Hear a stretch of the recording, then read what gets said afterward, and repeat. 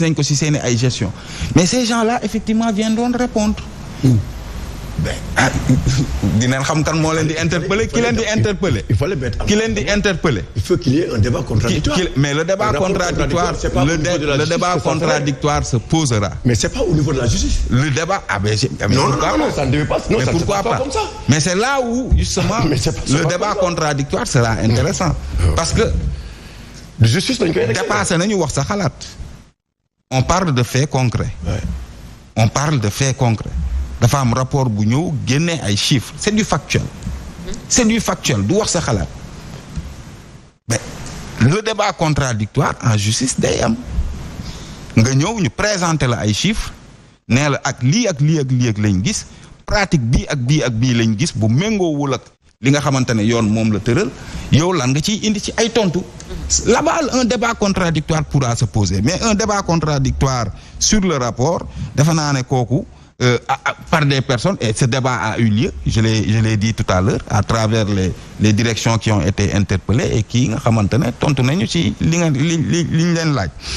Maintenant bu ñu xuusaatee tuuti ci yeneen point yi nga xamante ne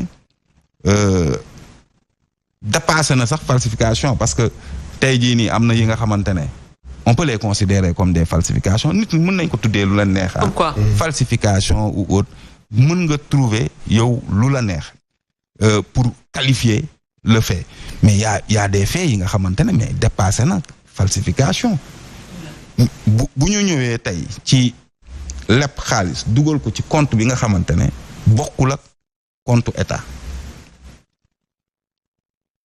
ñu jël xaalis dugal ko ci compte bi nga xamante ne du compte état du Sénégal c'est un compte personnel mais nguur mënut a fonctionner noonu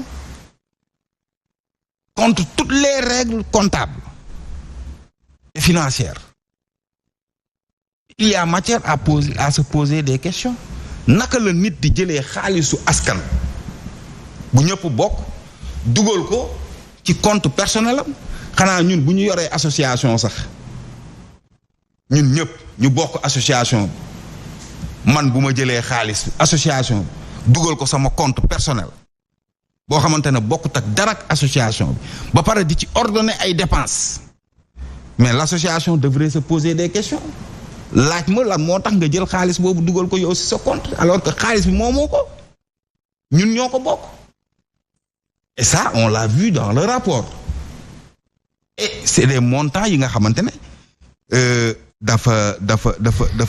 dafa jéggi dayoo sax je vais retrouver le montant tout à l'heure parce que rapport bi li ci nekk nag dafa bari waaye boo xamante ne nit mënu ko këru il faut nga kay il faut pour être très factuel bien sûr il faut nga lire montant bi pour joxe exactement le vrai chiffre mais 1597 milliards yi nga xamante ne ça n'a pas été retracé loolu bi ñuy wax ci dette bi 1597 milliards yi nga xamante ne lépp nañ ko jaarul assemblée nationale assemblée joxewu ci dogal état du Sénégal kenn tracé waatu ko ci loi de finances rectificative Bachir yoo xam nga li may wax loi de finances mooy obligé mooy obligé état wu lépp même boo lebee sax en cours d'année fekk inscrire wuñ ko woon ci budget bi mais il faut revenir vers l'Assemblée nationale faire une loi de finances rectificative pour ne leen man kat ci diggante bi jànkoonte naag situation tel situation boobu tax na ba ma leb bor bi mais bor boo xamante ne kenn xamul fu mu jaaree à hauteur de 1597 milliards. xanaa 20 milliards yi bokk ci. 20 milliards ya. ñu defee élection législative du la wane woon boobu léegi. non man xaw ma ndax 20 milliards yi ci la bokk. yow boo ko xamee nga wax ma. mais jusqu'à présent ces 20 milliards n'ont pas fait l'objet de 20 milliards yu ñu defee élection législative. waaw ana justificatif bi. ana justificatif bi c'est-à-dire. mais tu n'as pas vu la loi de finances rectificative. lan moo ci nekk.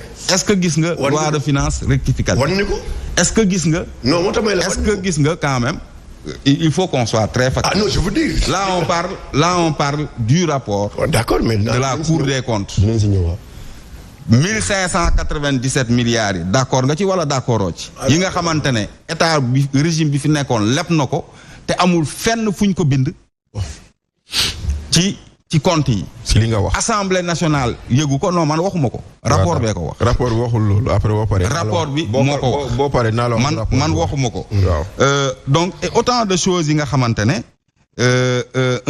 les surplus de financement wax nañ ko des surplus de financement yi nga xamante ne c'est 604 milliards de francs CFA. dont 300 ñu jël ci li nga xamante ne ñu jël ci li nga xamante ne kenn xamatul fu mu dugg. DAT yi nga xamante ne rapport bi également génnee na ko des dépôts à terme de 141 milliards et non reversés au trésor public 141 milliards nga def ko ay dépôts à terme te reversé woo ko trésor public mooy kenn xamul fi nga dugal xaalis boobu ça aussi le rapport en a fait mention 330 milliards yi nga xamante ne defoon nañ ko emprunt obligatoire sous forme de sukuk. oui ñu te 247,33 milliards yi nga xamante ne Banque islamique du Sénégal versé na ko ci benn compte bi nga xamante ne bokkut ak compte État du Sénégal. et des transferts opaques. Donc si on ne parle bu ñu waxee falsification. bu ñu waxee maquillage de chiffres ça c'est par rapport au déficit budgétaire c'est par rapport au montant de la dette mais lii nii c'est des faits yi nga xamante ne c'est du faux en écriture c'est du faux en information te le ministre de la justice est revenu largement sur cette question et je pense que naturellement ce qui va suivre et tous les Sénégalais espèrent justement que cette étape-là sera suivie et rigoureusement suivie dans le respect des lois et des règlements mooy interpeller nag ñi nga xamante ne ñoom ñoo yoroon gestion bi jamono jooju te loolu defe naa justice rek moo ko mën a def. Très bien Bachir vous n'êtes pas d'accord ak li mu jot a wax parce que lu ñu mënti wax également il y a eu des transferts opaques de fonds. Bon c'est comme ça que la Cour les a qualifiés. Ça existe dans le rapport au moins mu ngi ci rapport. La Cour les a qualifiés de transferts opaques. C'est vrai. Bon effectivement xam nga. Et c'est plus fort que falsification, hein, transfert opaque. Je pense que ce mot-là est beaucoup plus fort que falsification. La Cour a considéré ça comme des transferts opaques, effectivement. Xam nga nag affaire bi dafa am lu bëri. C'est vrai. Dafa am loo xam ne Cour des comptes da ko wax. Moo di ni Cour des comptes dañu ne entre ce que la dette qui a été enregistré dans le rapport que le gouvernement a présenté, comparé à la dette qui a été retracée dans les documents sur 2023, il y a un écart de 81 milliards. Écart de 81 milliards. Lequel écart... Entre quelle dette? Quelle dette, excuse-moi. La dette, bi nga xamné bi ni, c'est la dette extérieure retracée. 15 000 nangam milliards. Ñoom boñ ko xolé, ils ont constaté un écart de 81 milliards. Lequel écart est fait ou est constaté parce que entre la DODP boobu ngay tudd ak la direction de la dette publique, la DDP, ils n'ont pas le même chiffre. Voilà. Maintenant, loolu benn la. Effectivement, ils ont retracé 1597 milliards. Mais xam nga, il faut retourner à la page 8 du rapport.